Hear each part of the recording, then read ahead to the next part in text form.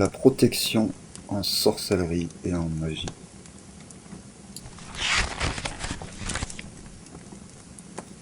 En sorcellerie comme en magie, on entend en permanence dire qu'il faut se protéger. Ok, admettons, mais de quoi? Quels sont donc ces dangers immuables et incontournables? Ont-ils une réalité occulte ou ne sont-ils que des argumentaires pour asseoir l'autorité du praticien sur les non-initiés, souvent déjà terrifiés ou en tout cas fragilisés, qui viennent s'adresser à lui? L'argument d'autorité sur les protections est-il une façon de dire d'un praticien aux autres « Regardez, moi, je sais faire ». On peut légitimement se poser ces questions, car on en retrouve le fonctionnement dans les partis politiques ou les religions depuis toujours. On crée un problème, de toutes pièces, pour ensuite venir en proposer la solution. On crée un danger pour ensuite venir proposer de vous en prémunir. Que ce soit la soi-disant immigration massive ou l'obligation de travailler pour vivre, impliquant de vous soumettre aux logiques de l'argent et des ordres des patrons, ou encore l'existence du mal, dont seul tel ou tel messie ou sauveur pourra vous préserver. La ficelle est vieille comme le monde et elle fonctionne systématiquement. Car on appuie sur la peur pour générer de l'adhésion. On fait alors baisser les défenses naturelles de l'individu, autant son esprit critique que ses barrières psychiques, et c'est la raison pour laquelle traditionnellement, en magie ou en sorcellerie, on trouve des personnes qui font état d'un CV à rallonge, énumérant les innombrables initiations auxquelles ils ont eu accès et leurs incroyables capacités, comme celle d'avoir vaincu la belette de Winchester ou inventé le dessalage de la nouille. De ce point de vue, la première protection en matière occulte, c'est celle de ne pas adhérer d'emblée à la prétendue puissance d'un praticien. En ce qui concerne la magie, en Europe, une des traditions les plus influentes est issue des clavicules de Salomon. Il ne s'agit pas d'un ouvrage unique et stable, mais d'un ensemble de manuscrits et de compilations circulant entre la fin du Moyen-Âge et l'époque moderne, qui ont été souvent remaniés, traduits ou augmentés selon les copies et les époques. À ce corpus salomonien se rattache également le Lémégéton, ou la petite clavicule de Salomon, une compilation plus tardive qui regroupe plusieurs traités de magie rituelle. Sa section la plus célèbre est l'Ars Goetia, généralement appelée la Goétie, qui présente une liste hiérarchisée d'esprits et de démons associés à différents pouvoirs et opérations rituelles. Le Lémégéton est surtout compilé au XVIIe siècle, alors que des parties des clavicules sont plus anciennes. Donc, il y a cette continuité de tradition, mais pas un bloc unique d'ouvrages. Dans la tradition grimoirique européenne, la protection du praticien vise d'abord les esprits qu'il évoque lui-même. Le cercle y est présenté comme nécessaire. Certains pentacles sont décrits comme capables de protéger l'opérateur, de rendre les démons soumis ou de réprimer l'orgueil des esprits. Dans une édition des clavicules de Salomon, Mathers dit en avertissement d'introduction que celui qui travaille le mal doit s'attendre à ce que ce mal rejaillisse sur lui sous forme d'un contre-coup. Ici, le danger n'est pas abstrait. Il vient des esprits convoqués, de la faute rituelle et du mal que l'opérateur aurait voulu produire lui-même. Donc si on fait mal les choses, si on veut faire le mal, ça peut devenir un danger pour l'opérateur. La logique défensive, elle n'est pas seulement verbale. Dans ce cadre, le cercle, les noms divins, les parfums, les pentacles et la bonne tenue du rite forment ensemble un dispositif de contention. Le 4e pentacle de Mars, dans le livre 2 des clavicules édité par Mathers, est explicitement présenté comme un moyen de se préserver des dommages, tandis que d'autres pentacles servent à intimider ou contraindre les esprits. Le praticien ne se protège pas d'abord d'une vague énergie négative, mais d'agents spirituels nommés, désignés. Il se protège d'un défaut d'autorité ou d'un mal rituel susceptible de se retourner contre lui. Les historiens de la magie médiévale ne réduisent pas tous le cercle à un simple bouclier, mais ils reconnaissent qu'il sert à organiser une frontière rituelle entre l'opérateur et les puissances invoquées. Graham John Wheeler, un historien de l'ésotérisme, rappelle que la fonction historique première du cercle n'est pas toujours réductible à la lecture moderne du champ de protection. Il faut donc éviter un anachronisme. Dans les grimoires, la protection existe bien, mais elle est indissociable de l'autorité rituelle et de la mise en ordre du rapport aux esprits, d'une hiérarchie en quelque sorte entre l'opérateur et l'esprit. Le cercle ou pas cercle, si on n'a pas fait les autres aspects du rituel, le cercle en lui-même est un rituel incomplet. Si on regarde du côté de l'Angleterre de la fin du 19e et début 20e, dans la magie cérémonielle moderne, on peut trouver dans l'héritage de la Golden Dawn le rituel de bannissement au pentagramme, défini par Israel Regardie, un occultiste de l'époque, et ce rituel de bannissement devient la forme typique de protection du magicien cérémoniel. Regardi le définit comme la méthode propre à la magie cérémonielle pour établir un cercle protecteur. Le but n'est pas seulement de repousser quelque chose d'extérieur, il sert aussi à purifier l'espace, équilibrer l'opérateur, ordonner son aura et faciliter la résistance à des influences hostiles, venues de dedans comme de dehors. En pratique, on se protège donc à la fois contre des intrusions et contre le désordre intérieur du praticien lui-même. Le pentagramme joue ici un rôle central. Dans les explications de la tradition, il vaut comme signe du microcosme humain et son tracé donne au praticien un corps rituel correctement situé dans le cosmos. La protection n'est donc pas simplement défensive, elle est aussi configuration du sujet, de la personne. On retrouve la même idée autrement formulée chez Dion Fortune. Un rituel n'est pas sûr si l'officiant n'est pas capable de se recentrer, de purifier son aura et de clore correctement l'ouverture qu'il a produite. Wheeler montre bien ce que le discours interne tend parfois à masquer. Ces protections sont des constructions historiques composites, faites de croix kabbalistiques, de pentagrammes, de noms divins, d'une orientation cardinale ou des correspondances angéliques. Pour l'observateur, leur efficacité revendiquée tient à la fois à une cosmologie, à une technologie symbolique et à une discipline attentionnelle. Le point critique est ici de dire que dans la magie cérémonielle moderne, la protection efficace n'est jamais séparée d'une bonne formation du praticien.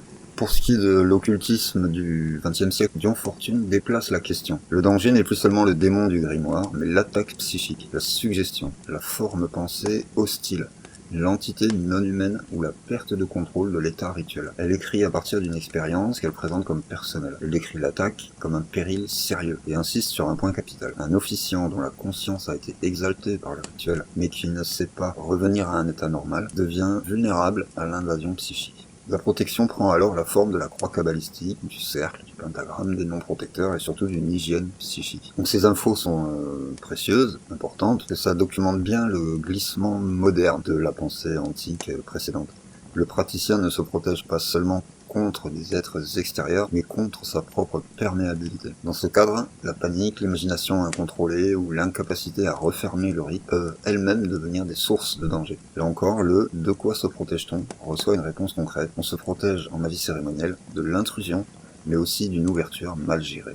La magie cérémonielle occidentale conserve donc longtemps la même idée centrale. Le rite ouvre un contact avec des forces invisibles, ce qui rend le praticien vulnérable et impose des dispositifs de protection et de clôture. Dans les clavicules et le corpus salomonien, le danger est surtout extérieur. Esprit, démon, erreur rituelle ou contre-coup d'un acte mal dirigé. À partir du 19e, avec la Golden Dawn, Regardi et Dion Fortune, le problème se déplace progressivement vers l'état intérieur du praticien lui-même. Déséquilibre, perméabilité, suggestion, obsession ou ouverture psychique mal refermée. Les techniques restent souvent les mêmes. Cercle, purification, pentagramme, non sacré. Mais leur justification change. On passe ainsi d'une logique de contrainte des entités à une logique de gestion de l'ouverture psychique du sujet. Ce déplacement, cette évolution, vient d'un contexte historique très spécifique au 19e, 20e siècle. Entre-temps, l'occultisme occidental a absorbé le spiritisme,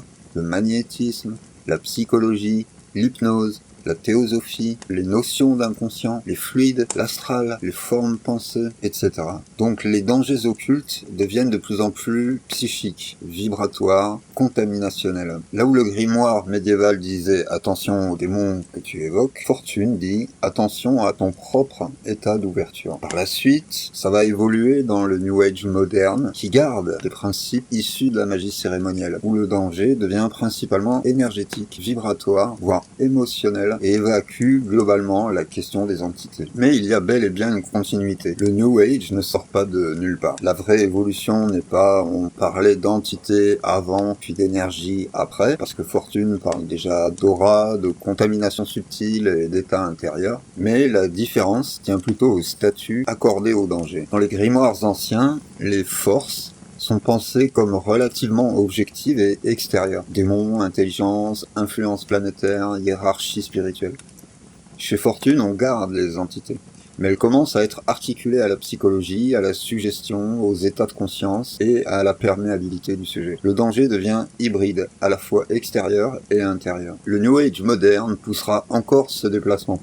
mais donc en dissolvant souvent les entités elles-mêmes, les évacue du tableau. Le problème n'est alors plus forcément un esprit, fermez les guillemets, ni même une attaque occulte structurée, mais des mauvaises vibrations, des émotions toxiques, des énergies négatives, des personnes basses, vibratoirement, etc. Là où le grimoire médiéval décrit des agents nommés et hiérarchisés, le New Age tend vers un modèle plus diffus, psychologisé et énergétique. C'est moins un changement de technique qu'un changement de cosmologie. Le principe de fonctionnement du New Age mérite une discussion à part entière, car loin d'être un simple concept fourre-tout, si on s'y penche, on observe un réel courant de pensée, structuré en différentes périodes, différents dogmes, différents objectifs, et donc différentes méthodes. Mais il est tellement décentralisé et ouvert que les traditionalistes s'y perdent, forcément. Le terme lui-même a acquis essentiellement une connotation péjorative sous les attaques du Vatican dès les années 60, car il y a vu un danger spirituel. Cette notion d'une spiritualité sans intérêt et dangereuse vient de là, dès le début, de l'Église, et pas d'ailleurs. Et on ne se lasse pas d'être surpris de voir les occultistes tradis reprendre le mot d'ordre des religieux.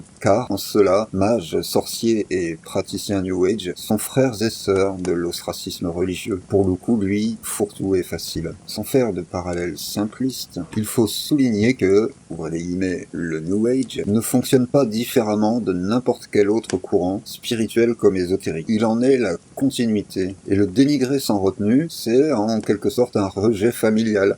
Les anciens condamnant les jeunes uniquement en raison du fossé des générations. Tradition vivante, s'imprégnant des différentes cultures rencontrées sur son chemin et en mutation permanente. Ce qui choque l'esprit du praticien à l'ancienne, avec le New Age, c'est le rapport au temps. Le temps long versus le temps court. Le New Age s'est développé et a explosé en un kaléidoscope de pratiques sur à peine 2 à 3 générations. Alors que les occultistes occidentaux classiques en sont encore souvent à interpréter des ouvrages lus et relus depuis parfois des siècles. Les uns ont sans doute raté le coche et les autres vont sûrement trop vite, mais c'est une autre histoire. Ici, rentrer dans le détail des pratiques de protection utilisées dans le mouvement New Age, plus exactement les mouvements New Age, c'est un peu ouvrir la boîte de Pandore, parce qu'on va y trouver réellement de tout et n'importe quoi, mais pas au sens péjoratif. Chaque élément a bel et bien une valeur propre, préexistante.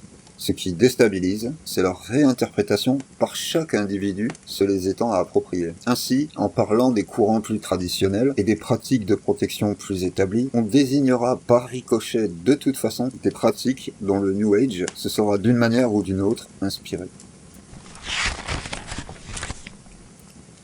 Pour le chapitre suivant, on abordera de plus près les protections dans les pratiques de sorcellerie. On peut aborder la question par la Wicca. Elle apparaît au Royaume-Uni au milieu du XXe siècle, autour de Gerald Gardner. Elle est ensuite popularisée et transformée par différentes branches du néo-paganisme anglo-saxon, notamment aux États-Unis, avec des figures comme Starhawk et les mouvements Reclaiming. Gardner, pour résumer à grands traits, est un franc-maçon initié à Ceylan en 1910 dans la Sphinx Lodge numéro 107, rattaché à la Grande Loge d'Irlande. Il gravite dans le milieu occultiste anglais et son héritage vient de la Golden Dawn, du rosicrucianisme, de l'auto de Aleister Crowley, du folklore anglais et de la magie cérémonielle au sens général. Contrairement à Crowley, Mathers ou Yeats, on n'a pas de preuves solides et consensuelles montrant que Gardner ait été membre historique de la Golden Dawn elle-même. On confond souvent appartenance directe à la Golden Dawn, son influence et la fréquentation de réseaux qui en proviennent ou s'en inspire. La Wicca naît après l'effondrement et la fragmentation du grand milieu occultiste anglais de la fin 19e, début 20e. Gardner récupère du matériel un peu partout. De la Golden Dawn, de Crowley, des clés de Salomon, du folklore, des théories de Margaret Murray, du rosicrucianisme, de la maçonnerie et de l'occultisme oriental. C'est probablement plus intéressant que l'idée d'une simple filiation directe et très significatif de ce qui animera plus tard de nombreux courants occultes modernes, ainsi que le mouvement New Age. On collecte des savoirs et des concepts dans diverses traditions pour se les réapproprier et les reformuler. Sans entrer dans une longue dissertation sur l'histoire des courants ésotériques, la réserve que ferait un historien des religions, c'est que les frontières entre ésotérisme et occultisme sont souvent poreuses. Certains auteurs classent d'ailleurs l'occultisme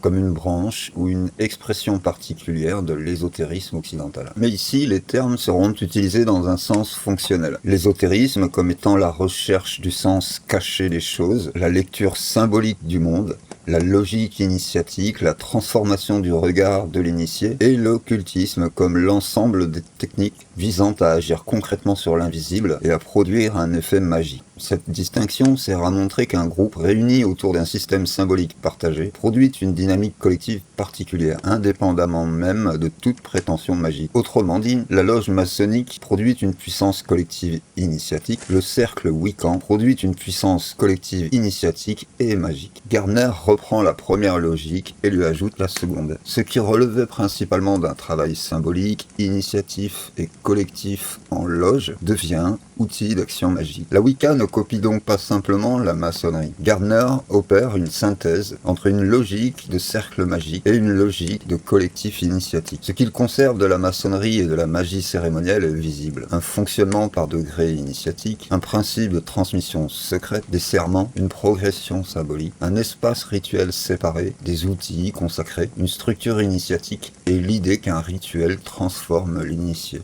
Ainsi, la Wicca gardnerienne est une sorte de croisement entre une logique initiatique ésotérique, un culte néo-païen, un système magique cérémoniel simplifié et un imaginaire folklorique de la sorcellerie. C'est aussi pour ça que les historiens de l'ésotérisme considèrent que la Wicca est moins la survivance d'un ancien culte païen que la réorganisation moderne de matériaux occultistes préexistants. Concernant le sujet des protections, il y a un point important. Dans la magie cérémonielle type Golden Dawn, on a vu que la protection sert souvent à empêcher une force extérieure de perturber l'opérateur. Dans la Wicca, le cercle protège encore, mais il sert aussi à contenir la puissance du rituel lui-même. C'est un déplacement philosophique assez majeur. On passe progressivement d'une logique de contrôle de forces occultes à une logique de gestion d'un espace énergétique et communautaire. C'est là ce point de fusion, un syncrétisme, entre le cercle opératif de la magie cérémonielle et la logique de travail collectif de type initiatique qu'on retrouve en maçonnerie. La puissance n'est plus seulement celle du mage face à des forces extérieures. Elle devient aussi celle produite par la communauté rituelle elle-même. C'est d'ailleurs là la jonction avec la notion moderne d'égrégore, qu'on retrouve notamment chez les Rosicruciens, telle qu'elle sera ensuite très utilisée dans certains milieux ésotériques du XXe siècle. La Wicca de Gardner récupère donc énormément de structures de pensée issues de la magie rituelle occidentale. Concernant la protection, ce qu'il conserve surtout, ce n'est pas seulement un ensemble de gestes, mais une logique spatiale. Dans la magie cérémonielle classique, le cercle est vu comme une forteresse. On trace un espace protégé pour éviter que ce qu'on invoque ne déborde sur l'opérateur. Le cercle sert de frontière entre l'humain et l'invisible. Gardner conserve cette idée du cercle comme espace séparé du monde ordinaire, mais il la transforme. Dans la Wicca, le cercle devient moins une protection contre des démons qu'un espace sacré où l'énergie est contenue, élevée, puis dirigée. Le cercle protège encore, mais il sert aussi à maintenir la puissance rituelle à l'intérieur du groupe. C'est donc là une différence philosophique importante. La magie cérémonielle héritée de la Golden Dawn travaille dans une logique hiérarchique, initiatique et très structurée pour permettre le contrôle des forces invoquées. La Wicca gardnerienne conserve l'idée qu'un rituel nécessite un espace séparé et protégé, mais elle remplace largement la logique de domination des esprits par une logique de participation aux forces naturelles, au cycle, à l'émergence de la polarité masculin-féminin, à la fertilité et à la puissance immanente de la nature.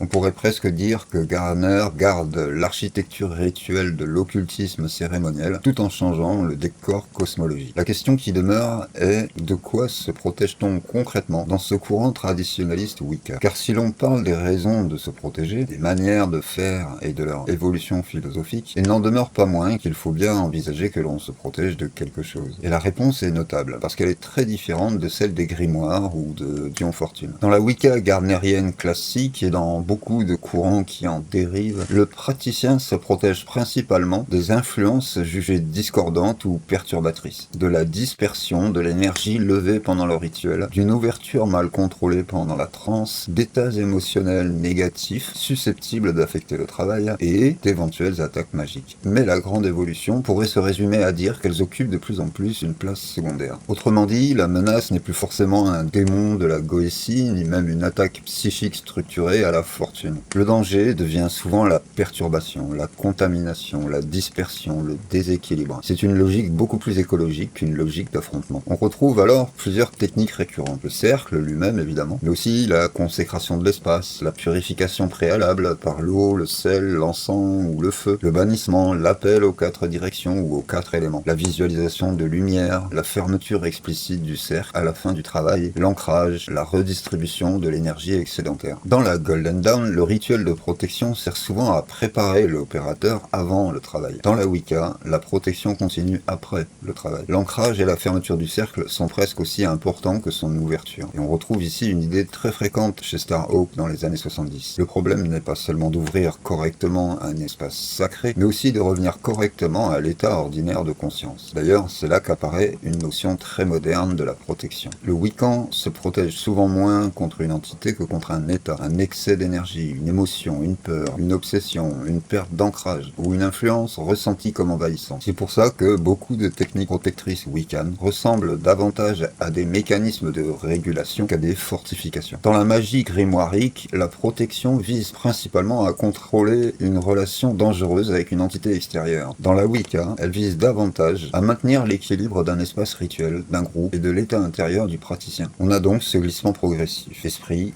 influence, état psychique, énergie, équilibre. La Wicca est probablement l'une des étapes les plus visibles de cette transition. Si on caricature, on peut dire que dans les clavicules, le danger est principalement extérieur. Avec Dion Fortune, le danger est extérieur et intérieur. Pour la Wicca, le danger est principalement pensé en termes d'équilibre, de circulation et d'état du système. Fortune est en quelque sorte la charnière. Elle met encore clairement en avant les attaques occultes, les entités, les influences magiques dirigées, les formes pensées ou les larves astrales. Mais celle-ci telle que perçue dans son temps, c'est-à-dire une notion un peu floue entre forme pensée et phénomène psychique. Sur ce point, on peut souligner en passant que ce concept ambigu du début 20e s'est rapproché un siècle plus tard dans le vocabulaire commun du concept antique de l'entité à part entière, où la larve astrale en est devenue presque un synonyme au 21e siècle, là où les occultistes faisaient auparavant une distinction nette entre forme pensée devenue autonome et entité. On reste donc dans un univers où l'agression existe réellement comme phénomène objectif. Mais Fortune a introduit une idée nouvelle. La vulnérabilité dépend aussi de l'état du sujet. Chez elle, une attaque psychique n'est pas seulement un projectile envoyé par un ennemi. L'état psychologique, émotionnel et spirituel du praticien joue un rôle énorme. La Wicca hérite de cette réflexion mais déplace encore le centre de gravité. Chez Fortune, l'équilibre intérieur sert à résister aux agressions. Chez beaucoup de Wiccans, l'équilibre intérieur devient lui-même l'objectif principal de la protection. La nuance est importante. Fortune reste dans une logique assez guerrière. On parle bien d'attaque, de défense, d'influence hostile, d'invasion, de protection psychique. Le vocabulaire est presque militaire. La Wicca parle davantage d'harmonie, d'équilibre, d'ancrage, de centrage, de circulation, de maintien de l'espace sacré. On n'est plus tout à fait dans le même imaginaire. Alors que Fortune, inscrite dans son temps, regarde encore beaucoup vers les grimoires, la Wicca va commencer à regarder vers ce qui deviendra le New Age et son rapport aux énergies. Ésotériquement parlant, on pourrait dire que Dion Fortune est la charnière entre pensée masculine et pensée féminine de la question de la protection, la logique de la guerre versus l'ancrage. Pour faire une analogie, on peut décrire cette évolution comme un passage de l'empereur du tarot vers l'impératrice. Et la reformulation de toute cette conception guerrière par une femme va profondément changer la donne pour ce qui va suivre. Avec la Wicca, Gardner, en tant qu'homme, va opérer un glissement de la symbolique de l'impératrice vers celle de la papesse, pour poser les bases de son fonctionnement et de son rapport au monde. Notion qui sera renforcée plus tard par la réappropriation du reclaiming avec Starhawk, qui repensera la combinaison impératrice-papesse comme une seule figure agissant sur deux pôles, qui repensera la femme comme une figure capable de réunir puissance d'action et connaissance intérieure, capable d'exister sur les deux plans. Cela ne raconte pas une simple évolution chronologique. Il s'agit d'évoquer une évolution de la définition même du danger. Dans les grimoires, le danger est dehors. Chez Fortune, le danger est dehors et dedans. Chez Gardner, l'important devient la qualité de l'espace rituel et de la communauté. Chez Starhawk, l'enjeu deviendra la conscience elle-même et la manière dont elle se relie au monde. Le New Age poussera encore plus loin en axant sa réflexion sur la nécessité de maintenir une vibration harmonieuse. On peut donc percevoir une continuité historique du type contrainte des esprits, défense psychique, équilibre énergétique, vibration. C'est le type de réflexion qui fait dire que plutôt que de les opposer, plutôt que vivre les différences dans une conflictualité, il pourrait être sage de comprendre et pratiquer les points d'union entre les approches, les définitions et les objectifs, sans même parler des moyens. Évidemment, les courants se chevauchent et ce n'est jamais aussi linéaire, mais il s'agit bien de faire une mise en perspective. Pour résumer, Fortune représente ce glissement empereur-impératrice parce qu'elle reste dans l'attaque, la défense, la protection, le contrôle de forces hostiles, mais elle introduit la perméabilité, l'état intérieur, la vulnérabilité psychique, la qualité du sujet. Elle est donc déjà en train de quitter l'empereur pur des grimoires et ouvre la voie à Gardner, partant du discours de l'impératrice et amenant à celui de la papesse. Le centre de gravité n'est plus vraiment le danger, ni même la défense. On parle désormais de cercle, de cycle, de communauté, de polarité, d'initiation, d'expérience intérieure. L'impératrice est encore présente par le rapport à la nature, à la fertilité, à la croissance, mais apparaît déjà une dimension plus initiatique, plus intérieure, plus mystérique, qui renvoie à la papesse. Autrement dit, l'impératrice apporte le vivant, le corps, la terre, le collectif, la créativité, et la papesse parle de l'intériorité, du savoir caché, de l'intuition, de la connaissance de soi. Avec Starhawk et le Reclaiming, cette réunification entre impératrice et papesse vise à permettre à la féminité de se réapproprier son intégrité, son entièreté. Parce que Reclaiming n'est pas seulement un retour à la nature, c'est aussi la prise de conscience, la réappropriation, le savoir intérieur, la critique sociale, le travail sur les récits, la transformation du regard. Pour autant, observer les mutations philosophiques n'absout pas la question des raisons pour lesquelles on se protège. Le discours a beau se déplacer de contre quoi se protège-t-on vers dans quel état faut-il être, mais le premier enjeu n'est jamais complètement effacé. Il est juste devenu sous-jacent et moins exprimé. Dans la Wicca, on parle bien de présence, de lieux chargés, d'entités, de magie malveillante, de parasitage. Simplement, ce n'est plus le cœur du discours théorique. Donc, lorsque la Wicca parle d'équilibre, parle-t-elle d'un objectif en soi ou d'une manière différente de nommer les mêmes dangers que les occultistes des générations précédentes? Et la réponse varie énormément selon les auteurs. Certains diraient l'équilibre est la protection. D'autres que l'équilibre est ce qui empêche les influences hostiles d'avoir prise. Et dans ce deuxième cas, on revient finalement très près de Fortune, mais avec un vocabulaire différent.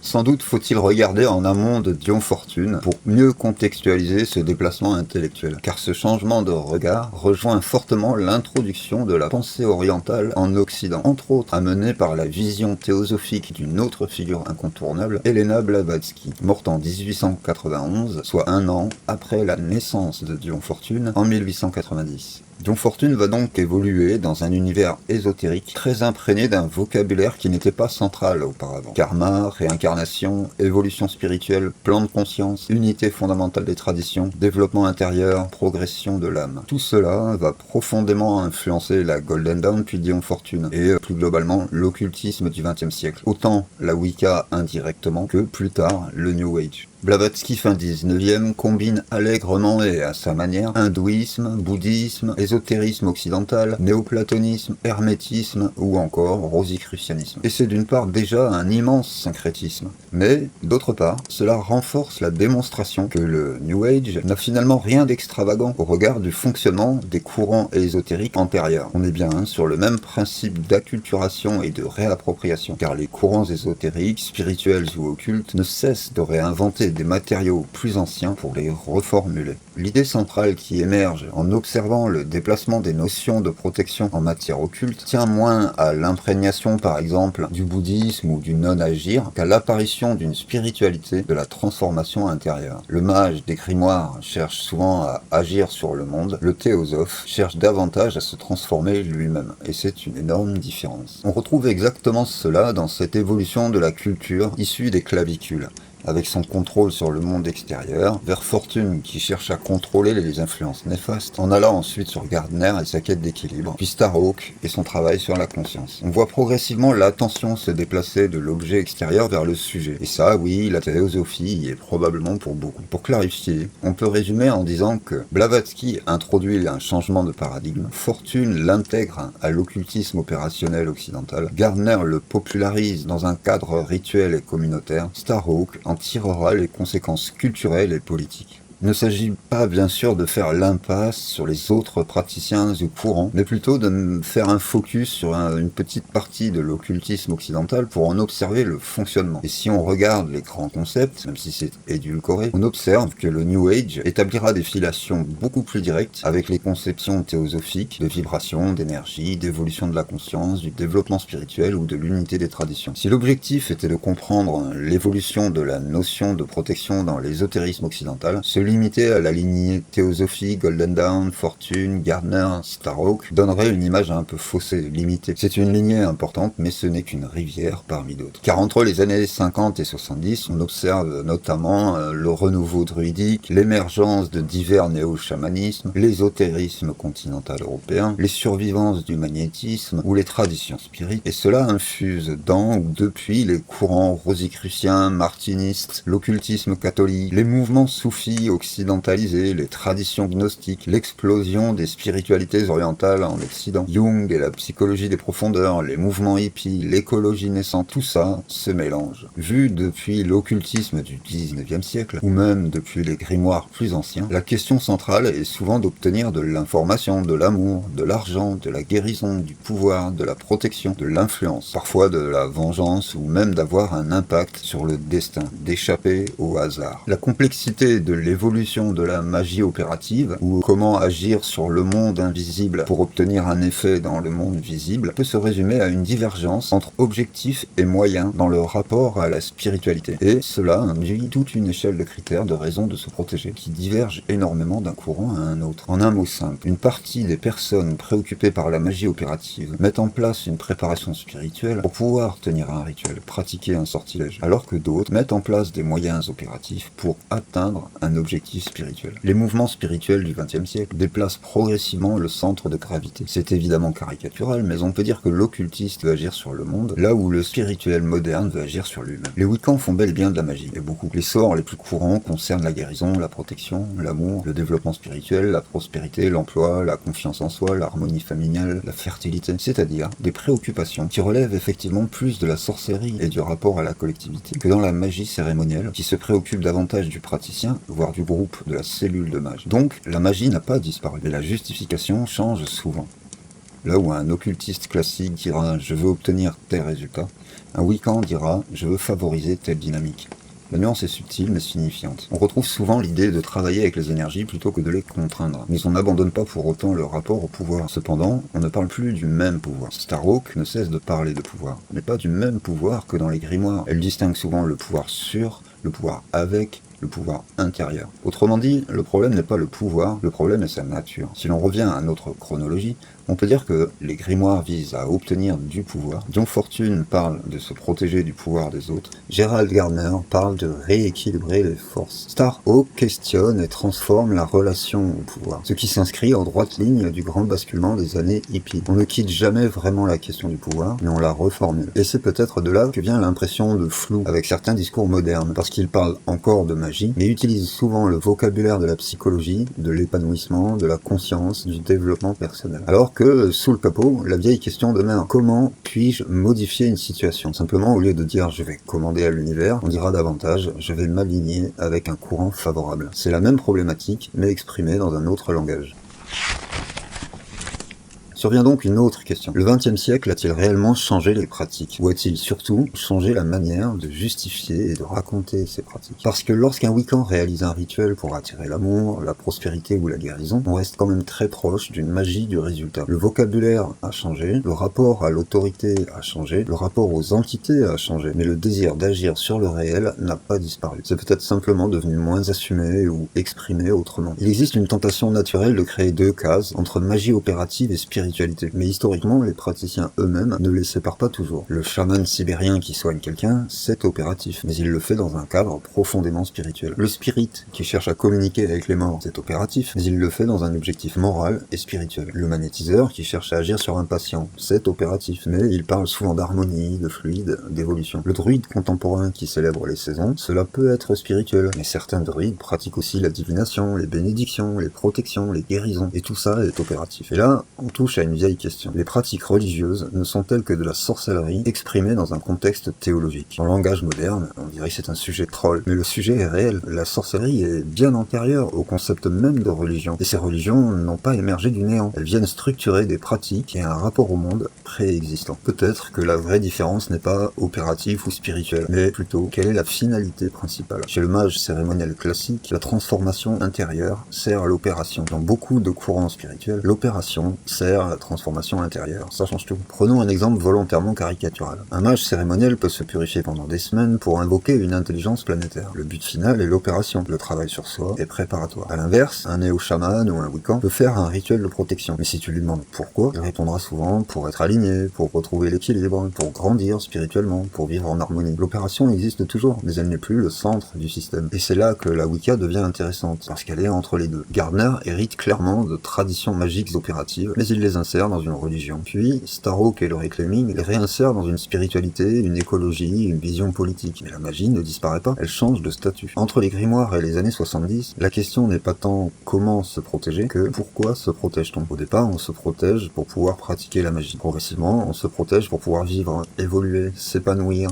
ou maintenir un équilibre. La protection cesse d'être un outil technique de l'opération pour devenir une composante d'une démarche spirituelle plus large. Et on peut penser que cette inversion-là que l'on met ici en perspective est bien plus importante que les différences entre Wicca, druidisme ou spiritisme. Elle touche à la finalité même de la pratique. On peut souligner que la transformation de la notion de protection n'est évidemment pas uniquement due à la Wicca. Elle accompagne un changement culturel beaucoup plus vaste. Avant-guerre, on est encore souvent dans comment se défendre. Après-guerre, surtout à partir des années 60, on est plus dans comment s'épanouir, comment se réaliser, comment évoluer, comment transformer sa conscience. C'est un déplacement général qu'on retrouve dans le yoga, dans le bouddhisme, dans la psychologie humaniste et dans le New Age, le néopaganisme ou certains courants chrétiens alternatifs. C'est pour ça qu'on a fait un détour par Blavatsky. Pas parce qu'elle explique tout, mais parce qu'elle est l'une des premières à faire entrer massivement dans l'ésotérisme occidental cette idée que le travail spirituel concerne avant tout l'évolution de l'individu. Ensuite, chaque courant va reformuler ça à sa manière. La question qui émerge serait donc de se demander pourquoi l'Occident ésotérique a-t-il progressivement déplacé son attention du danger extérieur vers la transformation intérieure. Et là, Gardner et Starhawk ne sont plus que deux exemples parmi beaucoup d'autres. Dans les années 60, on voit émerger partout le même mouvement de fond. Il y a moins d'exorcisme, moins de guerre contre les forces invisibles, mais davantage de conscience, davantage de développement personnel, davantage de psychologisation du spirituel. Même des gens qui n'ont jamais lu Gardner ni pratiqué la Wicca participent à cette mutation culturelle. C'est en ça que Starhawk est aussi intéressante. Elle n'est pas seulement héritière de la Wicca, elle est aussi le produit d'un moment historique où l'écologie, le féminisme, la psychologie, la contre-culture et la spiritualité fusionnent. Et ça, ce n'est plus seulement une histoire wiccane, c'est une histoire occidentale.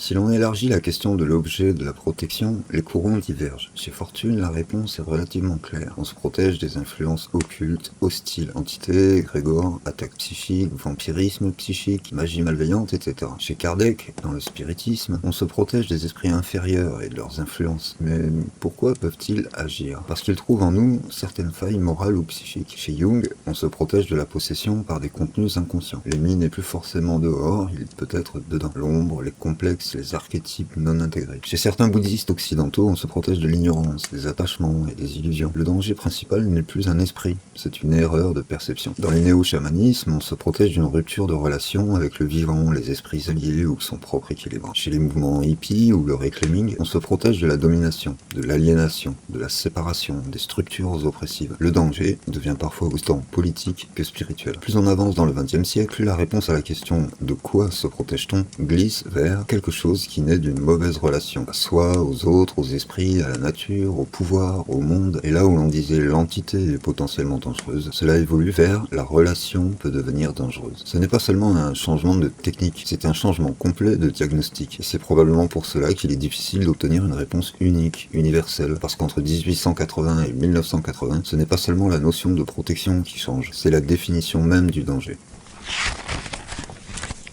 Le courant du reclaiming.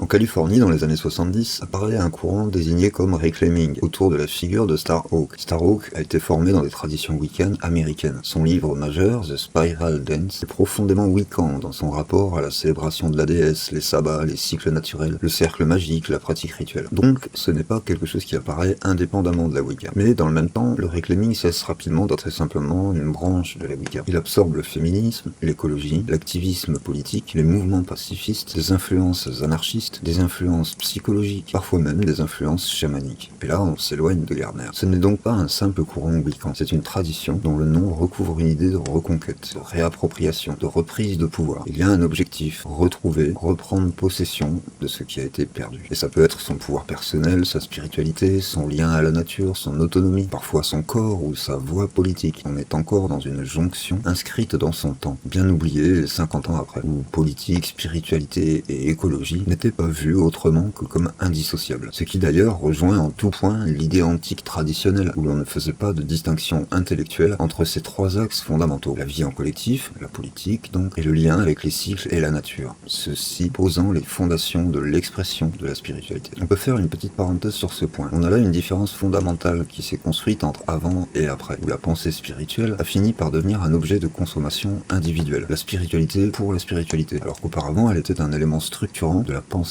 et du fonctionnement du groupe social. On agissait politiquement, tant dans l'Antiquité que dans les années 50-80, même voire surtout parce qu'on avait des valeurs spirituelles, là où le discours moderne contemporain a dissocié l'individu du groupe et de ses moyens d'action dans le collectif, sur la base d'un discours type le système est pourri de toute façon. On a abandonné l'idée même de, justement, changer ce système pourri grâce au moteur des valeurs apportées par la pratique ésotérique, spirituelle ou occulte. Le reclaiming mélangeait ainsi sorcellerie néo-païenne, féminisme, écologisme, militantisme, anti-autoritarisme, travail psychologique et rituel collectif. Là, on est encore plus loin de la magie cérémonielle classique, qui est globalement axée sur une quête de pouvoir personnel. Puis tout ceci sera un peu plus tard vite dilué par la contamination des principes du développement personnel et son approche business et élitiste de ce qu'est censé être une bonne personne. Une personne efficace, fonctionnelle, intégrée, dans une dynamique de réussite, etc., etc. On a substitué une approche réflexive de l'occultisme par une approche commerciale, simplificatrice, destinée à répondre aux attentes du marché de l'emploi, puis par glissement vers un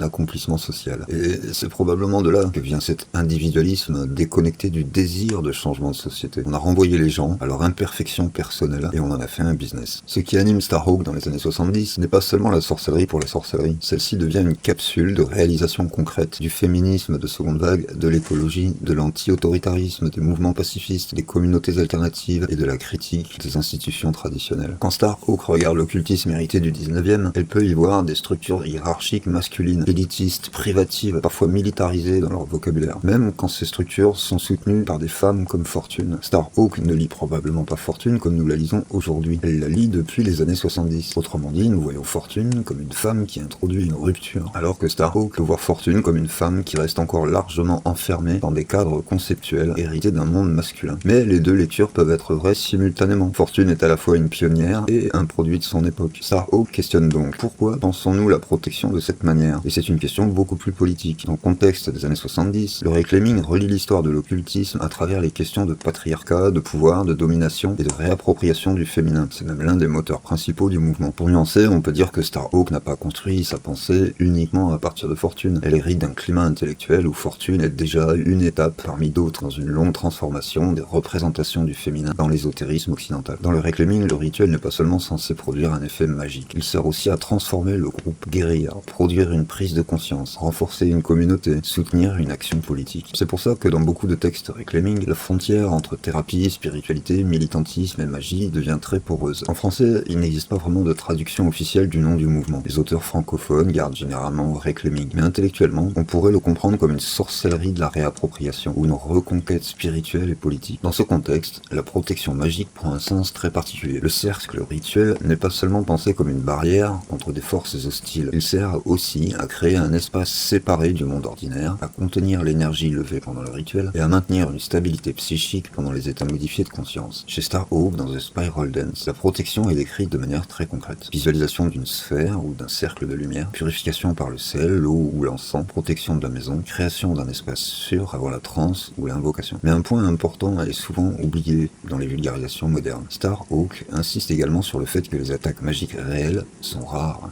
et que la paranoïa constitue parfois un danger plus important que la menace occulte elle-même. Et ça change profondément le sens du dispositif protecteur. Dans une partie du witchcraft contemporain, la protection sert autant à organiser l'expérience intérieure qu'à repousser une force extérieure. Cette approche est fortement marquée par la psychologie du XXe siècle, les mouvements de contre-culture, le développement personnel, les techniques de visualisation ou l'influence du New Age. La bulle de lumière blanche, très répandue aujourd'hui dans les milieux ésotériques occidentaux, relève autant d'une technique psychique moderne que d'une croyance traditionnelle ancienne. Ceci étant dit, il faut également distinguer la Wicca du folk magique européen historique. La sorcellerie populaire européenne. Parvenu à cette étape, il faut rappeler que la Wicca est une religion moderne, reconstruite. Elle n'est pas la continuité directe des anciennes sorcelleries rurales européennes. Les traditions populaires de protection reposent généralement sur des logiques beaucoup plus matérielles et territoriales, moins psychologisées et moins élaborées. Dans de nombreuses régions rurales d'Europe, la protection passe par des éléments identifiables et récurrents, comme le seuil de la maison, le fer, le sel, les fumigations, les prières, les gestes répétitifs, les plantes, les talismans, les clous, les bénédictions, les objets religieux détournés, les signes et symboles apôtres comme le cornuto ou la triquetra pour citer des exemples connus. Le danger n'est pas forcément pensé comme une attaque énergétique abstraite. Il peut prendre la forme du mauvais œil, d'une malédiction, d'une contamination, d'une influence néfaste ou d'un voisin mal intentionné, peut-être même d'un mort inquiet ou encore d'un lieu considéré comme dangereux. Dans les Balkans, en Italie, en Espagne ou dans certaines régions de la Méditerranée, les protections contre le mauvais œil occupent une place centrale. La jalousie, l'envie ou le regard chargé d'intention deviennent des forces capables de produire maladie, malchance ou affaiblissement. Les protections sont alors souvent domestiques et quotidiennes. Gestes de la main, prières, objets suspendus, fumigation, amulettes, eau bénite, protection du nourrisson par un vêtement ou un surnom, ou du bétail par des rites impliquant le feu et l'eau. Dans les traditions britanniques anciennes des Cunning Folk, les spécialistes populaires de la contre-sorcellerie, les praticiens agissent souvent comme guérisseurs, désorceleurs ou anti-sorciers mal intentionnés. Ils fabriquent des protections, identifient des causes occultes supposées, lèvent des malédictions ou procurent des objets protecteurs aux habitants. On est ici très loin du modèle néo-païen contemporain, centré sur le cercle énergétique et la visualisation intérieure. Les oracles et les spécialistes rituels servent à diagnostiquer, anticiper, identifier, neutraliser, voire contre-attaquer. La protection ne consistait donc pas principalement à fermer un cercle, mais à lire correctement les relations invisibles qui traversent le groupe social. L'anthropologue Evans Pritchard, célèbre pour ses travaux sur la sorcellerie en Afrique, étudié auprès des Azande, a notamment souligné qu'en Angleterre, on pouvait faire une distinction entre les termes de witchcraft et de sorcellerie. Dans le vocabulaire anthropologique anglais, witchcraft désigne souvent un pouvoir inné, parfois inconscient, alors que sorcellerie désigne des pratiques volontaires, utilisant objets, rituels ou techniques. Cette distinction disparaît souvent dans les usages modernes du mot sorcellerie, alors qu'elle structure une partie importante de l'anthropologie classique. En Afrique centrale, chez les Azande, Evans Pritchard remonte que la protection magique ne repose pas principalement sur la séparation d'un espace sacré, ni sur l'invocation d'entités. Le problème central lié à la sorcellerie, pratiquée et perçue comme une agression sociale. La maladie, l'échec, l'accident ou le malheur peuvent être interprétés comme l'effet d'une intention hostile portée par une autre personne, née de la jalousie, d'une rivalité, d'une rancœur, de la haine ou de tensions familiales. La question principale devient alors qui agit contre qui? En élargissant aux diasporas africaines et en parvenant aux traditions d'Amérique comme le houdou, certaines formes de brujeria, le vaudou haïtien, le palo mayombe, la santeria, le candomblé, l'umbanda ou encore l'obéa, on retrouve des conceptions parfois très différentes de la protection et des dangers spirituels. La liste des courants et traditions étant fort longue, il ne s'agit là que d'un aperçu, mais on peut en retirer une forme de philosophie plus générale où la protection repose fréquemment sur une logique de circulation des influences visant à maintenir un équilibre entre monde matériel et monde invisible, avant même de penser en termes d'affrontement avec une menace extérieure. Les protections servent alors à détourner, absorber, renvoyer, purifier, fermer un passage, protéger la maison ou le corps, empêcher une intrusion. On utilise des bains, des poudres, des huiles, des fumigations, des objets consacrés, talismans, plantes, offrandes, prières, la protection du seuil, car le territoire domestique joue souvent un rôle essentiel. La maison n'est pas seulement un lieu physique, elle devient un espace ritualisé qu'il faut maintenir équilibré. Dans le houdou afro-américain, les protections sont fréquemment liées à la survie sociale, à l'histoire de l'esclavage, à la clandestinité religieuse et à la nécessité de se défendre contre des agressions perçues comme concrètes autant que spirituelles. En tout cela, on retrouve les préoccupations d'Occident et d'Europe. Les vraies nuances viennent du rapport au danger, de la philosophie de vie entre le visible et l'invisible, et de la prédominance du spirituel dans la construction de la société. Dans beaucoup de ces traditions, la protection ne concerne pas uniquement les praticiens, comme en magie cérémonielle ou dans la Wicca. Elle vise souvent le foyer, la famille, les récoltes, le bétail ou l'ensemble du groupe domestique. Une réflexion intéressante à faire à ce stade, c'est de se rendre compte que partant de la question sur la protection, on en arrive progressivement à des questionnements sur la définition même de l'individu. Quand on regarde des traditions africaines, afro-américaines, océaniennes, amérindiennes, ou même certaines formes de sorcellerie populaire européenne, l'individu n'est pas vraiment conçu comme une unité autonome. Il est pris dans un réseau. La famille, les ancêtres, le voisinage, le lignage, la communauté, le territoire, les morts, les esprits et les divinités. Et quand quelque chose va mal, la question est en fait souvent qu'est-ce qui s'est déréglé dans les relations au sein de mon réseau, et non qu'est-ce qui se passe à l'intérieur de moi. Or, une bonne partie de l'occultisme occidental moderne, surtout après le XXe siècle, a effectivement tendance à déplacer le problème vers l'individu. On a ainsi évoqué le développement personnel, l'évolution spirituelle, l'alignement, la réalisation de soi, le travail sur l'ombre, la guérison intérieure ou encore la vibration personnelle. Le centre de gravité s'est déplacé. D'une réflexion à l'autre, on peut rajouter que certaines pratiques rituelles ont aussi joué un rôle de préservation identitaire, un peu à l'aune de la capoeira au Brésil. La capoeira n'est pas seulement un art martial, c'est aussi une mémoire, une culture, une langue, des chants, des codes, une histoire commune, une manière de rester un groupe malgré la dispersion, l'exil et l'esclavage. Et ainsi, on pourrait faire un raisonnement voisin pour le vaudou haïtien, la santeria, le candomblé ou certaines formes d'OBA. La question n'est plus seulement comment se protéger des esprits, mais aussi comment préserver une continuité culturelle, comment maintenir un lien avec les ancêtres, avec la terre natale, comment rester soi-même dans un environnement qui cherche à effacer notre identité et notre humanité. Dans ce cadre, la protection ne concerne plus seulement les personnes, mais la communauté. Dans beaucoup de discours New Age, la transformation est d'abord individuelle. Même quand on se regroupe, c'est pour chercher une amélioration de soi avant tout. Et, ainsi énoncé, cela questionne à propos de la quête de travail sur l'ego qui anime beaucoup de monde dans la spiritualité New Age. On serait ainsi presque tenté de dire à ceux qui courent après sa résolution qu'ils devraient peut-être arrêter de le faire, car c'est une affirmation de l'ego que de chercher à s'améliorer. Dans beaucoup de traditions issues des diasporas, même lorsqu'il existe un travail personnel, la question du groupe, de la famille, de la lignée, de la maison ou des ancêtres reste globalement plus centrale. Ce n'est pas forcément une opposition absolue, mais c'est une différence de focale réelle. Quand la protection vise la maison, les récoltes, le bétail, les ancêtres ou la communauté, on ne protège plus seulement un individu contre un danger, on protège un tissu relationnel dont cet individu n'est qu'un élément. C'est une conception du risque et de la vulnérabilité assez différente de celle qui domine aujourd'hui dans les discours occidentaux centrés sur l'individu. Jusqu'ici, l'essentiel des réflexions nous a demandé de nous attarder longuement sur un certain schéma d'évolution de la pensée, au risque de se répéter pour permettre de développer des variantes et des subtilités qui peuvent paraître anodines. Non seulement il ne s'agit pas d'être absolument définitif et prétendre avoir tout expliqué, mais en outre il ne s'agit pas non plus de réduire les différentes évolutions à ces seuls schémas, ces seuls exemples ou personnes. L'idée directrice poussant à s'être attardée ainsi sur certains mécanismes de l'évolution de la pensée réside essentiellement dans le besoin de la démonstration de ce type de mécanisme à l'œuvre. Ceci pour inviter à regarder les concepts et les idées d'une autre manière, avec plus de recul, pour en arriver à la déduction que les courants de pensée ne sont jamais ni monolithiques, ni immuables, ni ne sont sortis du sol en une seule explication absolue qui rendrait telle ou telle tradition plus valable qu'une autre. Quel que soit le courant de pensée, son origine comme son ancienneté, on a pu constater qu'ils sont pour eux fluides, en évolution constante, et toujours à aborder en contextualisant époque, lieu et chronologie. Là où se trouve un intérêt plus particulier encore, c'est de souligner que, bien qu'il puisse exister des analogies, il existe surtout des différences, et que celles-ci sont parfois plus riches d'enseignements que la prétention à vouloir tout réduire à un même raisonnement, une racine unique, unificatrice et globalisante. On pourrait presque dire qu'il s'agit là d'une autre raison de se protéger en matière d'ésotérisme et d'occultisme. Apprendre à mettre en perspective les vérités qu'on vous assène comme fondamentales. En un mot, apprendre à développer un esprit critique sur qui affirme quoi, quand et pourquoi. Cela permet d'éviter de s'enfermer dans des schémas simplificateurs qui auraient tendance à vouloir tout expliquer sous le logo « Voici la vérité ». Et ce qui suit va d'autant plus permettre de casser encore les idées reçues et de pointer que les classifications propres auxquelles nous sommes naturellement portés n'ont qu'une valeur relative.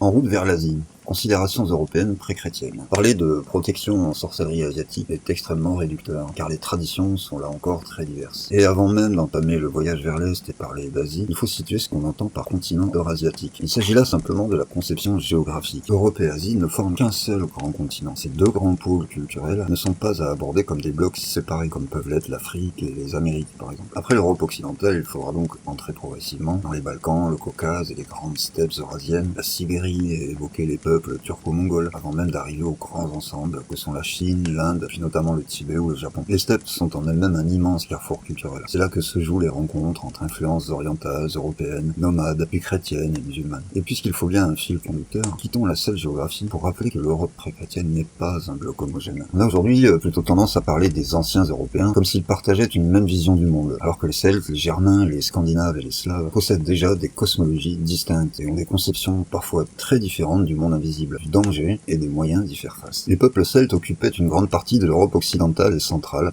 entre le premier millénaire avant notre ère et les débuts de l'expansion romaine, puis l'arrivée des Germains. Les régions que nous appelons aujourd'hui celtiques, l'Irlande, l'Écosse, le Pays de Galles, les Cornouailles et la Bretagne, sont surtout les zones où les langues celtiques ont survécu le plus longtemps, après la romanisation, puis la germanisation du continent et de la Grande-Bretagne. Mais, à son pic d'expansion, la zone celtique était bien plus vaste.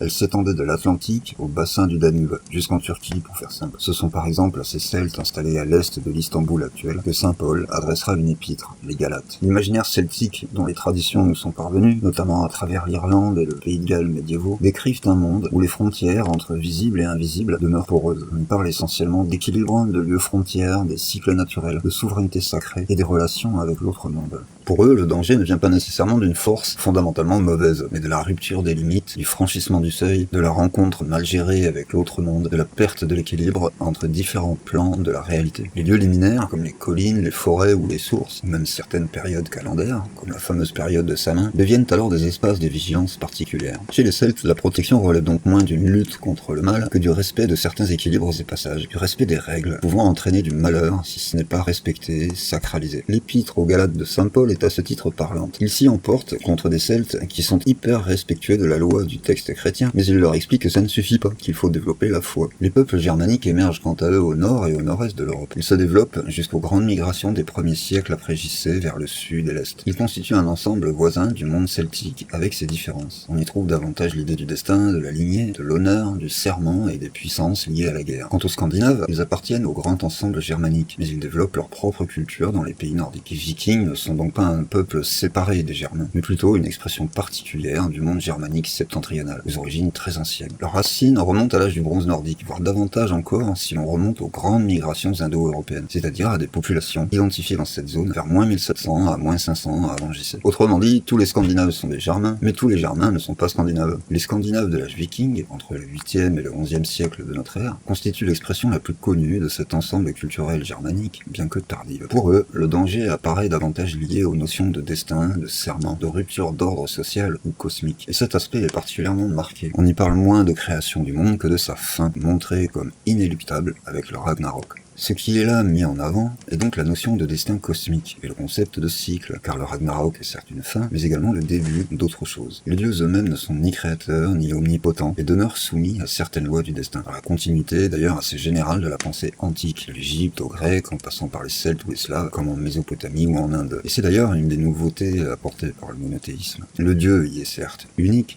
mais il est d'abord et surtout créateur, ce qui est une véritable rupture, sans doute plus importante encore, car tous les panthéons polythéistes ont, quelque part, au moins une divinité jugée supérieure aux autres, pour une ou autre raison. Cette idée de dieu ultime n'est donc pas la plus exotique. Chez les Scandinaves, les protections cherchent souvent à maintenir les liens avec les ancêtres, les divinités ou les forces protectrices du clan. Ici, le danger n'est pas seulement individuel, il touche la famille, la lignée et la communauté tout entière. Les différences apparaissent donc déjà au moins autant que les similitudes. On parle souvent de paganisme européen comme d'un tout, alors que les dangers, les esprits et les forces de la nature, les morts ou les rapports au destin ne sont pas du tout pensés de la même manière chez un Celte irlandais, un Saxon continental ou un Scandinave de l'âge viking. Et là encore, on ne peut se limiter à penser ces peuples comme des blocs culturels distincts, uniformes et se côtoyant sans transfert culturel. Les Scandinaves ont ainsi peuplé une grande partie de la Grande-Bretagne celtique. Les Angles se sont eux installés si profondément en Angleterre qu'ils en ont gommé son ascendance celte. Mais à l'inverse, l'Islande fut bien peuplée par des Scandinaves, mais venue là accompagnée d'une forte population féminine venue d'Irlande et d'Écosse, a priori des esclaves. Puis le peuple germain des Francs vint se mêler aux Celtes romano-gaulois, jusqu'à plus tard l'arrivée d'autres Scandinaves en Normandie. En 911, le chef viking Roland obtient donc une partie de la future Normandie du roi des Francs. Quelques générations plus tard, ses descendants parlent la langue d'Oïl, se sont christianisés, se mêlent à l'aristocratie locale et ont adopté les usages féodaux du royaume franc. Autrement dit, ils ne sont déjà plus vraiment des Scandinaves et se mêlent à une identité déjà métissée, germano-gallo-romaine. Puis, en 1066, Guillaume le Conquérant, un germano-scandinave gallo-romain christianisé, traverse la Manche et conquiert l'Angleterre celto-germanisée. On a là un exemple typique de l'impossibilité factuelle de prétendre qu'il existerait des ethnies pures, de souche et autres fantasmes identitaires modernes. Et ce ne sont là que quelques exemples parmi les plus connus. On pourrait aussi bien évoquer les Visigoths, un autre peuple germanique mais venu de l'Est, depuis les régions situées au nord de la mer Noire, puis passer par les Balkans, avant de s'intégrer progressivement à l'Empire romain. Christianisés dans le courant d'Arianus, considérés comme hérétiques par l'Église, ils établirent un royaume allant du sud-ouest de la Gaule jusqu'à l'Espagne actuelle, avec Toulouse pour capitale durant une partie de leur histoire. Mais on peut approfondir en soulignant qu'il ne s'agit pas uniquement de situations de transfert culturel par fréquentation les uns des autres. Non seulement on a la plus grande peine à distinguer qui a pu influencer qui et dans quel ordre chronologique en raison des manques de sources documentaires, mais il faut particulièrement mentionner que ces mélanges culturels ont souvent fini par faire émerger de nouvelles cultures, de nouvelles références, à l'image des Vikings installés en Normandie. Quelques générations après leur arrivée, ils ne sont déjà plus tout à fait scandinaves, mais pas non plus simplement francs, et encore moins gallo-romains. Ils sont devenus autre chose. La boucle nous impressionne car elle est documentée, mais elle devrait surtout inviter à concevoir que même si nous n'avons pas une connaissance fine de toutes les mutations culturelles similaires dans le temps et l'espace, elle n'est pas une anomalie, elle est la norme, celle d'un métissage culturel permanent, issu d'un brassage constant des peuples. Des Vikings deviennent donc normands, c'est-à-dire un mélange de germains et de celtes romanisés. Ces Normands deviennent rois d'Angleterre et importent dans un pays également métissé la langue et les usages francs. L'aristocratie anglaise parlera alors dorénavant français pendant plusieurs siècles. Le vocabulaire anglais absorbera des milliers de mots français et toute son administration et sa hiérarchie sociale et légale va être remaniée et francisée. Pourtant, personne ne cesse d'être tout à fait ce qu'il était du jour au lendemain. Les couches s'accumulent et le résultat est un véritable millefeuille culturel. C'est sans doute cela qui donne ce sentiment de paganisme européen global. Mais c'est trompeur, car ce sont bien les nuances, les différences et les émergences nouvelles qui vont marquer durablement le rapport au monde invisible. Cette diversité d'une Europe métissée, en voie de mutation, à la culture colonisée par l'irruption d'une religion judéo-palestinienne gréco-romanisée, constitue finalement une bonne introduction au voyage vers l'Est, puisqu'on peut montrer que les différences ne commencent pas en Asie. Elles sont déjà présentes au sein même de l'Europe. Ainsi, concernant l'occultisme, ce n'est que grâce à cette introduction à la réalité de la richesse multiculturelle des sociétés que l'on peut saisir l'importance des points communs autant que des divergences. Le premier écueil est le terme d'occultisme lui-même. Pour les Celtes, les Germains ou les Scandinaves, on est face à des sociétés où le religieux, le magique, le politique, le juridique et le quotidien sont profondément imbriqués. La question n'est pas tout à fait qui pratique la magie, mais souvent elle s'oppose en qui possède certains savoirs, certaines relations avec l'invisible ou certaines capacités rituelles. Chez les Celtes, les druides relèvent d'abord d'une caste sacerdotale, juridique et savante. Ils sont les gardiens de la tradition, des rituels, du droit et de la mémoire collective. Cela ne signifie pas qu'ils sont étrangers à toute pratique reliant au monde invisible, mais leur rôle dépasse largement ce cadre.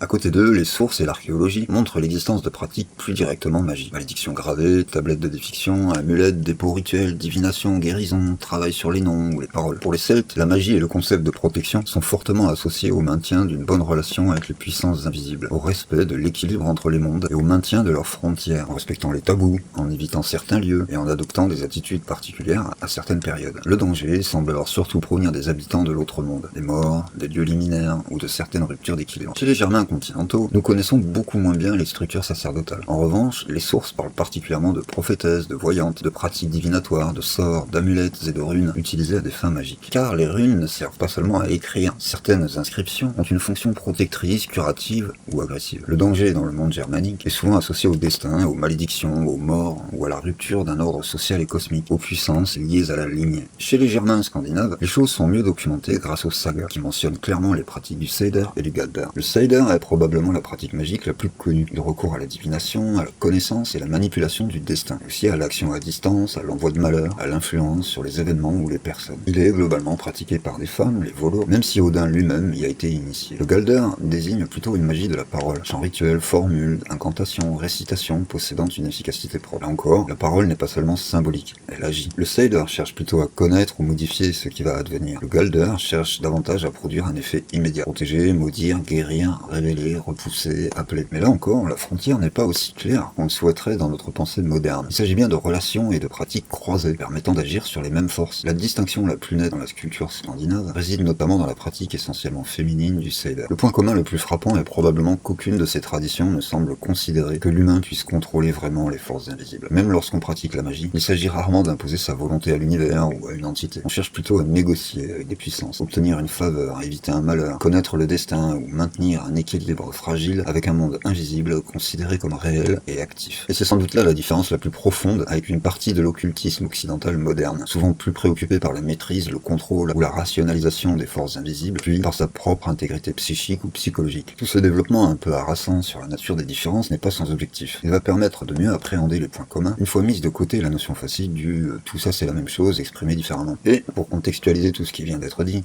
il faut préciser que n'importe quel historien trouvera à redire à chaque ligne, car il ne s'agit ici que d'une esquisse un peu générale, qui montre déjà à quel point la complexité prévaut partout. En abordant ces cultures européennes à l'aide du prisme des ressemblances, un fait constant est le rapport aux esprits de la nature. Qu'on parle de l'Arcadie et des satyres grecs, du petit peuple et des lutins celtiques, des lavandières de nuit et de la banshee, ou des nains, des elfes et des trolls scandinaves, leurs noms et coutumes très divers ne peuvent faire oublier que l'on parle bien d'une même chose. L'humain coexiste avec d'autres formes d'esprit, d'autres créatures, d'autres conceptions de l'ordre du monde. Et là encore, le concept de protection est assez éloigné de la pensée guerrière qu'amènera le christianisme. On se préserve de la colère ou des tours de ses voisins étranges, d'abord par le respect et l'écoute. Certes, on peut bannir, repousser, mais les rituels quotidiens, les petits gestes, la demande de protection dans une affaire ou un projet sont le cœur de la relation à l'invisible et à la nature. On a certes peur, tout comme on peut avoir peur d'un requin ou d'un ours, mais on ne cherche pas principalement à détruire, dominer ou expulser. On pratique le bon voisinage. Les esprits des maisons, des eaux, des forêts ou des champs sont au cœur de la plupart des traditions et des pratiques. L'invisible est finalement rendu visible. Il est local. C'est un bosquet, une source, un tertre, un carrefour, une grange ou un moulin. Les formes, les noms, la perception de l'invisible changent, mais il est ancré dans le quotidien concret et visible. Et les Slaves vont justement pousser très loin cette idée d'un monde quotidien peuplé d'esprits attachés à des lieux précis plutôt qu'à des abstractions cosmologiques. Les peuples slaves se développent plus à l'est à partir du premier millénaire de notre ère. Leur population s'étend progressivement de l'Europe orientale jusqu'aux Balkans et à la Russie actuelle. Apparus dans les sources seulement à partir du VIe siècle, leur christianisation plus tardive a préservé jusqu'à aujourd'hui de nombreuses traditions populaires. Pour eux également, le danger prend fréquemment la forme d'une rupture des relations avec l'invisible. Là encore, il n'est pas d'abord perçu comme une menace individuelle, mais comme susceptible d'affecter l'ensemble d'un groupe. Les protections concernent alors le foyer, les ancêtres, les récoltes, les naissances et la vie quotidienne. Les Slaves partagent avec les peuples précédemment cités les notions de frontières, de seuil et un rapport central au monde des morts. Dans ces cultures, le mort continue souvent à participer à l'ordre du monde. On est très loin du modèle moderne où le mort est simplement absent, voire pire, une anomalie qu'il faudrait résoudre. Un autre point commun, qui est peut-être le plus important, c'est que le danger vient rarement d'un principe cosmique du mal. Il vient davantage d'un déséquilibre, d'une dette de sang ou d'honneur, d'un serment rompu, d'un tabou transgressé, d'un lieu profané ou d'une puissance offensée. On y pense les choses en termes de pôles opposés dans des équilibres,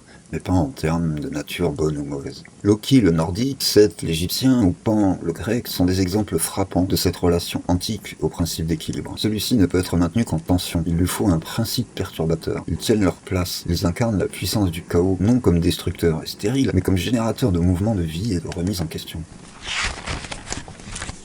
Dans l'Antiquité, on ne se protège pas d'un diable universel, mais des conséquences d'une mauvaise relation avec le monde invisible. Et cette bonne relation tient grâce à un autre élément constitutif partagé, la réciprocité plutôt que l'agression ou l'exclusion. Dans beaucoup de récits celtiques, germaniques ou nordiques, on ne prend pas sans donner. On échange, on offre, on respecte, on reçoit. Et même les puissances invisibles fonctionnent selon une logique de réciprocité. Cette idée est très différente d'une vision moderne où l'on chercherait simplement une technique de protection ou de domination efficace. Le savoir est considéré comme plus important que la puissance brute. Car autant chez les Celtes ou les Germains que chez les Slaves, les habitants de l'autre monde ne sont pas des créatures gentilles au sens moderne. Elles sont ambivalentes. Elles peuvent aussi bien bénir, inspirer, enseigner, mais aussi tromper, enlever des humains, provoquer des maladies ou des malheurs. On ne les combat pas vraiment. On évite surtout de les offenser ou d'attirer leur attention. Et cela nécessite une connaissance, une spécialisation dans le bon déroulement de ces relations. Dans ces traditions, on ne se protège pas nécessairement parce qu'on vit dans un univers fondamentalement hostile. On se protège parce qu'on vit dans un univers peuplé. Un univers où l'humain n'est pas seul. L'humain ne vit pas au centre d'une espèce de zone pure, lumineuse et infranchissable, vierge de tout rapport avec l'extérieur. Les elfes, les fées, les trolls, les ancêtres, les génies des lieux, les morts, morts ne sont pas perçus d'abord ou essentiellement comme des ennemis ou des dangers, mais comme des êtres ayant une place légitime dans l'ordre des choses et avec lesquels il faut coexister. Et on n'oublie jamais qu'ils ne sont pas humains. C'est précisément cette altérité qui justifie la prudence, et prudence n'étant pas exclusion ou négation. Chez les Celtes comme chez les Scandinaves, le danger invisible est souvent moins associé à la méchanceté qu'à la puissance. On se préserve des faits pour la même raison que d'une tempête ou d'un tremblement de terre, pas parce qu'elles sont mauvaises, mais parce qu'elles appartiennent à un ordre du monde qui dépasse l'humain, et cette logique de coexistence prudente et sage est fort éloignée d'une logique de guerre spirituelle. Les Slaves ne rompent pas avec les grands thèmes déjà rencontrés chez les Celtes, les Germains ou les Scandinaves. On y retrouve les esprits des lieux, les forces de la nature, le rôle des ancêtres, les frontières invisibles et la logique de réciprocité. Leur particularité réside surtout dans l'importance accordée au foyer, au village et aux espaces du quotidien, où les êtres du monde invisible apparaissent moins comme un ailleurs lointain que comme des voisins familiers. Pour mentionner quelques points intéressants, on peut dire par exemple que les Slaves sont moins concernés par le destin au sens cosmique que les Scandinaves. On ne retrouve pas vraiment l'équivalent d'un Ragnarok ou des Nornes qui sont le destin du monde, qui semble plus faire écho à la tradition grecque des Moires. Pour les Slaves, le destin concerne plutôt les trajectoires individuelles qu'un grand cycle universel. En revanche, on trouve l'idée que chaque être humain naît avec une part assignée, une destinée, parfois associée à des figures féminines du destin. Mais cette destinée n'est pas toujours pensée comme un mécanisme inexorable. Elle évolue au sein des relations entretenues avec les ancêtres, les esprits et la communauté. Concernant les frontières entre les mondes, elles sont omniprésentes. Le seuil de la maison, la forêt, le marais, le carrefour, la rivière, le cimetière, ou certaines nuits de l'année, sont des lieux et moments de passage. Mais contrairement aux Celtes, qui imaginent souvent un autre monde relativement distinct, le monde slave donne souvent l'impression que l'invisible s'infiltre partout dans le quotidien. Les frontières existent, mais elles sont minces. Le principe d'équilibre joue donc un rôle central, non pas forcément sous forme philosophique élaborée, mais sous celle d'un maintien rigoureux des bonnes relations avec les ancêtres, les morts, les esprits du foyer et les forces de la nature. Le déséquilibre attire le malheur. Se protéger consiste moins à affronter des puissances extraordinaires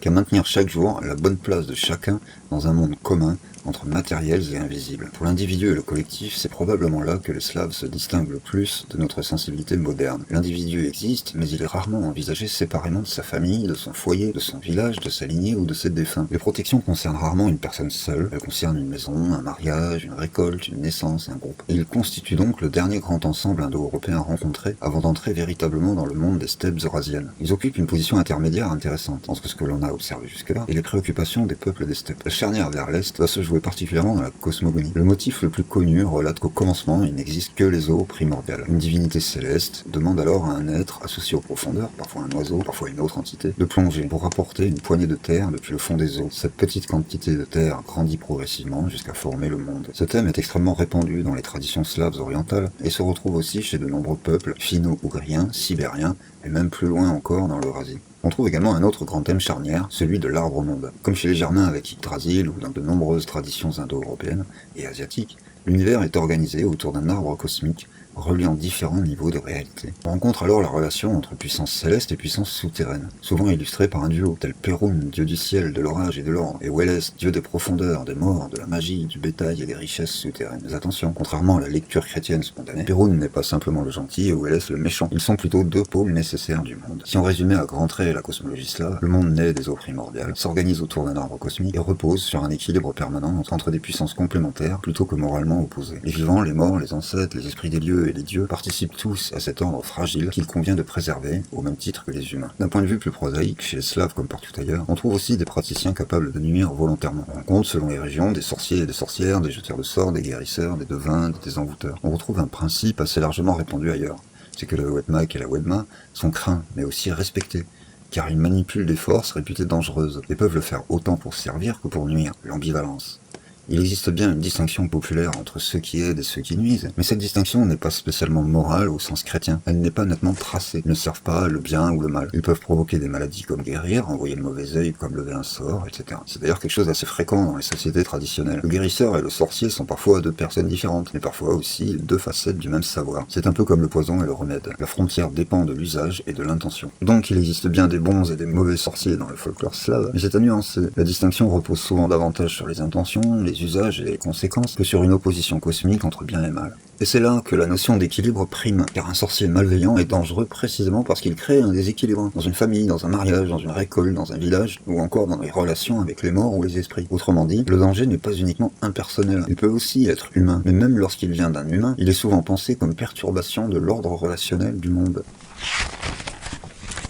À travers ce focus sur les Celtes, les Germains, les Scandinaves et les Slaves, un même constat émerge. Les êtres humains se protègent partout, mais rarement des mêmes choses, et encore moins pour les mêmes raisons. Les outils, les gestes ou les symboles peuvent se ressembler, circuler d'un peuple à l'autre ou se transformer au fil du temps. Mais l'essentiel n'est pas là, car c'est bien la définition même du danger qui varie profondément selon les cultures et les époques. Et cette diversité ne s'arrête évidemment pas aux frontières de l'Europe. Les peuples des steppes, les traditions asiatiques, africaines, océaniennes ou amérindiennes développent tous leur propre conception du monde visible et invisible, de l'individu, de la communauté, des ancêtres, des esprits ou des puissances qui les entourent. Là encore, les influences réciproques, les emprunts, les reformulations et les syncrétismes sont la règle. Ils ne sont pas l'exception. C'est pourquoi l'étude des pratiques de protection ne peut pas se limiter à l'observation des techniques employées. Avant de chercher comment une culture se protège, il est nécessaire de comprendre de quoi elle pense devoir se protéger. Sans cette précaution, le risque est grand de projeter sur elle nos propres catégories, nos propres peurs ou nos propres évidences. En définitive, les protections nous renseignent peut-être moins sur les moyens utilisés que sur la manière dont chaque société comprend sa place dans le monde. Derrière une amulette, une prière, une offrande ou un rituel se cache toujours une certaine idée du danger, de l'équilibre et des relations que les humains entretiennent avec ce qui les dépasse. Donc, quelle que soit la tradition, le bloc culturel, le continent qui nous attire, nous interroge, nous parle, même si la perception d'un danger y est commune, le rapport aux choses fonctionne partout sur les mêmes mécanismes d'une mutation permanente et vivante. Si l'on veut s'intéresser à n'importe quelle tradition, il faut l'aborder dans son contexte propre, par comparaison, pour ne pas y projeter nos visions personnelles forcément subjectives. Ce n'est que là, avec une connaissance plus fine des particularités et des nuances, que l'on peut se projeter, se réapproprier ou s'identifier de manière cohérente et opérative.